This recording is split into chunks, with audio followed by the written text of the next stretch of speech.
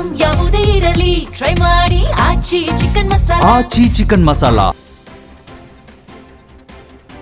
ನಗರದಲ್ಲಿ ಡಿಆರ್ಐ ಅಧಿಕಾರಿಗಳು ನಡೆಸಿದ ಭರ್ಜರಿ ಕಾರ್ಯಾಚರಣೆ ಒಂದರಲ್ಲಿ ಸುಮಾರು 9 ಕೋಟಿ ಮೌಲ್ಯದ ಡ್ರಗ್ಸ್ ವಶಪಡಿಸಿಕೊಂಡಿದ್ದಾರೆ.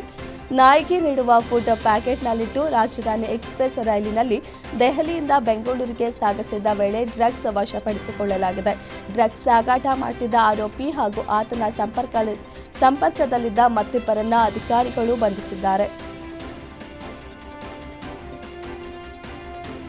ಐತಿಹಾಸಿಕ ಮಲ್ಲೇಶ್ವರ ಗುಡ್ಡಕ್ಕೆ ಕಿಡಿಗೇಡಿಗಳು ಬೆಂಕಿ ಇಟ್ಟ ಪರಿಣಾಮ ದಗದಗನೆ ಹೊತ್ತಿ ಉರಿದಿದೆ.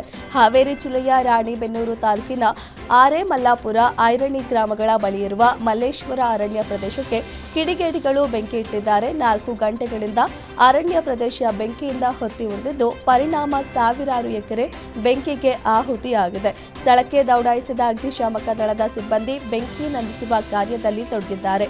ರಾಣಿಬೆನ್ನೂರು ಗ್ರಾಮೀಣ ಪೊಲೀಸ್ ಠಾಣೆಯ ವ್ಯಾಪ್ತಿಯಲ್ಲಿ ಪ್ರಕರಣ ನಡೆದಿದೆ. ಬಿಬಿಎಂಪಿ ಅಧಿಕಾರಿ ಎಂದು ಹೇಳಿಕೊಂಡು 90,000 ಸುಲಿಗೆ ಮಾಡಿರುವ ಘಟನೆ ಹೆಣ್ಣೂರು ಪೊಲೀಸ್ ಠಾಣಾ ವ್ಯಾಪ್ತಿಯಲ್ಲಿ ನಡೆದಿದೆ. ಸೆಲ್ವಿ ಎನ್ನುವ ಮಹಿಳೆ ತನ್ನ ನಿವೇಶನಕ್ಕೆ ಈ ಖಾತಾ ಮಾಡಿಸಲು ಮುಂದಾಗಿದ್ರು. ಈ ವೇಳೆ ನಾನು ಯಶವಂತಪುರ ಬಿಬಿಎಂಪಿಯ ರೆವಿನ್ಯೂ ಇನ್ಸ್ಪೆಕ್ಟರ್ ವಿಜಯ್ ಕುಮಾರ್ ಎಂದು ಹೇಳಿಕೊಂಡು ಬರೋಬ್ಬರಿ 90,000 ಹಣವನ್ನು ಪಡೆದು ವಂಚನೆ ಮಾಡಿರುವ ಘಟನೆ ತಡವಾಗಿ ಬೆಳಕಿಗೆ ಬಂದಿದೆ. ಹಲವಾರು ದಿನಗಳಿಂದ ಬುಕ್ಕಿಂಗ್ ಮಾಡಿದ್ರೂ ಗ್ಯಾಸ್ ಸಿಗದ ಕಾರಣ ಮಹಿಳೆಯರು ಹಾಗೂ ಹಿರಿಯರು ಗೋಡೌನ್ ಮುಂದೆ ಸಾಲಿನಲ್ಲಿ ನಿಂತು ಕಾದು ಕುಳಿತಿರುವ ದೃಶ್ಯ ಕಂಡುಬಂದಿದೆ.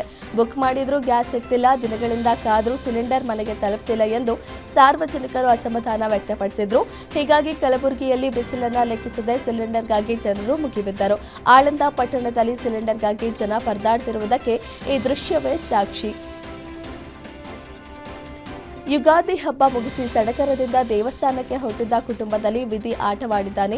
ನೆಲಮಂಗಲದ ಹನುಮಂತೇಗೌಡನ ಪಾಳ್ಯದಲ್ಲಿ ಯುಗಾದಿ ಹಬ್ಬದ ಬಳಿಕ ದೇವಸ್ಥಾನಕ್ಕೆ ಹೊರಟಿದ್ದ 4 ವರ್ಷದ ನಿಶ್ವಿಕಾ ಲಾರಿ ಅಪಘಾತಕ್ಕೆ ಬಲಿಯಾಗಿದ್ದಾಳೆ. ತಾಯಿ ಕಣ್ಣೆದುರೇ ನಡೆದ ಈ ದುರಂತದಲ್ಲಿ ಲಾರಿ ಚಾಲಕನ ನಿರ್ಲಕ್ಷ್ಯವೇ ಕಾರಣ ಎಂದು ಸ್ಥಳೀಯರು ಆಕ್ರೋಶ ವ್ಯಕ್ತಪಡಿಸಿದ್ದಾರೆ.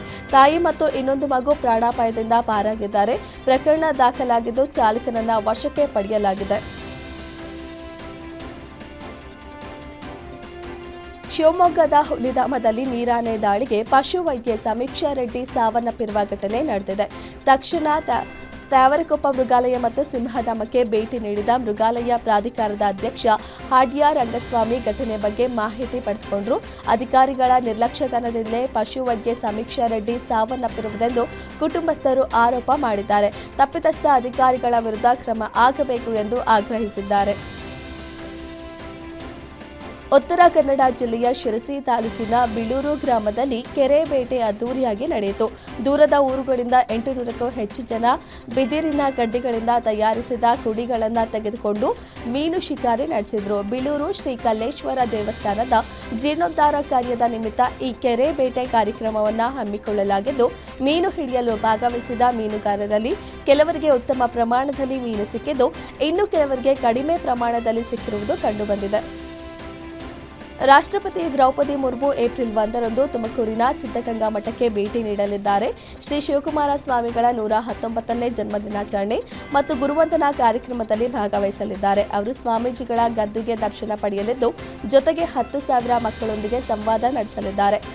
ರಾಷ್ಟ್ರಪತಿ ದ್ರೌಪದಿ ಮುರ್ಮು ಅವರ ಆಗಮನ ಹಿನ್ನೆಲೆಯಲ್ಲಿ ತುಮಕೂರಿನ ಖ್ಯಾತಸಂದ್ರ ಸಿದ್ಧಗಂಗಾ ಮಠದಲ್ಲಿ ಪೂರ್ವಭಾವಿ ಸಭೆ ನಡೆಯಿತು. ಏಷ್ಯಾದ ಅತಿದೊಡ್ಡ ಮೀನುಗಾರಿಕಾ ಬಂದರು ಮಲ್ಪೆಯಲ್ಲಿ ಯುದ್ಧದ ಪ್ರಭಾವದಿಂದ ಮೀನುಗಾರಿಕೆ ಉದ್ಯಮ ತೀವ್ರ ಸಂಕಷ್ಟದಲ್ಲಿದೆ. ಕರಾವಳಿ ಮೀನುಗಾರರು, ವಿಶೇಷವಾಗಿ ಮಹಿಳೆಯರು ಅಪಾರ ನಷ್ಟ ಅನುಭವಿಸುತ್ತಿದ್ದಾರೆ. ಹೋಟೆಲ್ಗಳು ಮುಚ್ಚಿರುವುದರಿಂದ ಮತ್ತು ರಫ್ತು ಸ್ಥಗಿತ ಮತ್ತು ಎಲ್ಪಿಜಿ ವ್ಯತ್ಯಯದಿಂದ ಮೀನಿನ ದರ ಪಾತಾಳಕ್ಕೆ ಕುಸಿದಿದ್ದು, ಲಕ್ಷಾಂತರ ರೂಪಾಯಿ ವಹಿವಾಟು ಸ್ಥಗಿತಗೊಂಡಿದೆ. ಪ್ರಯಾಣಿಕರ ದಟ್ಟಣೆಯನ್ನ ಸರಿದೂಗಿಸಲು ನೈಋತ್ಯ ರೈಲ್ವೆಯು ಬಾಣಸವಾಡಿ ಮತ್ತು ತುಮಕೂರು ನಡುವೆ ಇಂದು ಒಂದು ಟ್ರಿಪ್ ಮೆಮು ವಿಶೇಷ ರೈಲು ಸೇವೆಯ ವ್ಯವಸ್ಥೆ ಮಾಡಿದೆ. ಬಾಣಸವಾಡಿ ತುಮಕೂರು ಮೆಮು ವಿಶೇಷ ರೈಲು ಭಾನುವಾರ ಮಧ್ಯಾಹ್ನ 3:30 ಬಾಣಸವಾಡಿಯಿಂದ ಹೊರಟು ಸಾಯಂಕಾಲ 5:15 ತುಮಕೂರನ್ನು ತಲುಪಲಿದೆ. ಸಾಯಂಕಾಲ 5:45 ತುಮಕೂರಿನಿಂದ ಹೊರಟು ರಾತ್ರಿ 7:40 ಬಾಣಸವಾಡಿ ತಲುಪಲಿದೆ. ಕೆಂಪೇಗೌಡ ಅಂತಾರಾಷ್ಟ್ರೀಯ ವಿಮಾನ ನಿಲ್ದಾಣವು ಸತತ 3ನೇ ಬಾರಿಗೆ ಭಾರತ ಮತ್ತು ದಕ್ಷಿಣ ಏಷ್ಯಾದ ಅತ್ಯುತ್ತಮ ಪ್ರಾದೇಶಿಕ ವಿಮಾನ ನಿಲ್ದಾಣ ಪ್ರಶಸ್ತಿ ಪಡೆದಿದ್ದು ವಿಶ್ವ ಶ್ರೇಯಾಂಕದಲ್ಲಿ 41ನೇ ಸ್ಥಾನಕ್ಕೇರಿದೆ. ಟರ್ಮಿನಲ್ 2 5 ಸ್ಟಾರ್ ರೇಟಿಂಗ್ ಪಡೆದ ಭಾರತದ ಮೊದಲ ಟರ್ಮಿನಲ್ ಎಂಬ ಹೆಗ್ಗಳಿಕೆ ಗಳಿಸಿದೆ.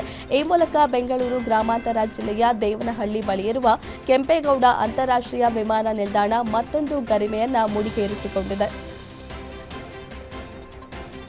ದಾವಣಗೆರೆ ಜಿಲ್ಲೆಯಲ್ಲಿ ರಂಜಾನ್ ಹಬ್ಬದ ಪ್ರಯುಕ್ತ ಪ್ರಾರ್ಥನೆ ಸಲ್ಲಿಸುವ ವೇಳೆ ಜನರ ಮೇಲೆ ಹೆಜ್ಜೆಯನ್ನು ದಾಳಿ ಮಾಡಿರುವ ಘಟನೆ ತಾಲೂಕಿನ ಆನಗೋಡು ಗ್ರಾಮದಲ್ಲಿ ನಡೆದಿದೆ. ನಮಾಜ್ ಮಾಡುವ ವೇಳೆ ಹೆಜ್ಜೆಯನ್ನು ಗೂಡಿಗೆ ಯಾರೋ ಕಲ್ಲಿನಿಂದ ಹೊಡೆದ ಪರಿಣಾಮ ಅವಾಂತರ ಸೃಷ್ಟಿಯಾಗಿದೆ. ಈ ವೇಳೆ ನಮಾಜ್ ಮಾಡುತ್ತಿದ್ದ ಮುಸ್ಲಿಂ ಬಾಂಧವರ ಮೇಲೆ ಹೆಜ್ಜೆಯನ್ನು ಏಕಾಏಕಿ ದಾಳಿ ಮಾಡಿದ್ದು ಜನ ದಿಕ್ಕಾಪಾಲಾಗಿ ಓಡಿರುವ ಘಟನೆ ನಡೆದಿದೆ. ಹುಟ್ಟುಹಬ್ಬದ ಕಾರ್ಯಕ್ರಮದಲ್ಲಿನ ಆಹಾರ ಸೇವಿಸಿ 25 ಜನ ಅಸ್ವಸ್ಥರಾಗಿರುವ ಘಟನೆ ಬೀದರ್ ಜಿಲ್ಲೆಯ ಹುಮನಾಬಾದ ತಾಲೂಕಿನ ಹಣಕುಣಿ ಗ್ರಾಮದಲ್ಲಿ ನಡೆದಿದೆ.